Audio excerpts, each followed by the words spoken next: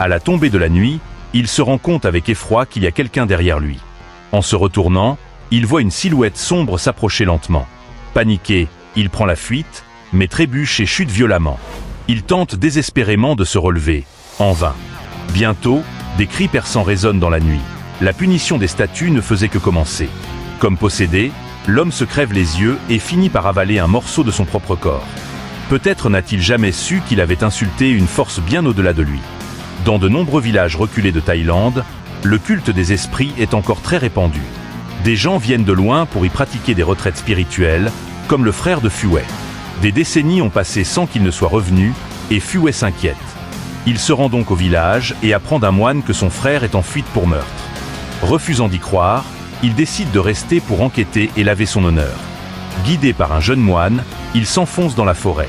En passant devant une maison délabrée, Phuet ressent un malaise. Les rideaux déchirés flottent au vent, les murs s'effritent. Tout indique que personne n'y a vécu depuis longtemps. Le moine le rassure, ce n'est qu'un ancien entrepôt abandonné. Ils arrivent enfin à leur logement, plongés dans l'obscurité permanente. Le petit moine fournit à Phuet le strict nécessaire et l'avertit. Le courant vient d'un générateur qui s'éteint à 21h. À partir de cette heure, il ne faut pas sortir, car c'est le moment où les esprits se manifestent. Phuet, sceptique, n'en tient pas compte. Pourtant, dès son arrivée dans la chambre, il ressent un froid étrange et aperçoit des empreintes au sol. Il pense à une simple blague.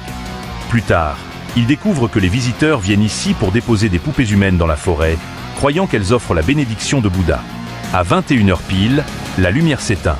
Il allume une bougie, mais à ce moment, il aperçoit brièvement son frère. Sans réfléchir,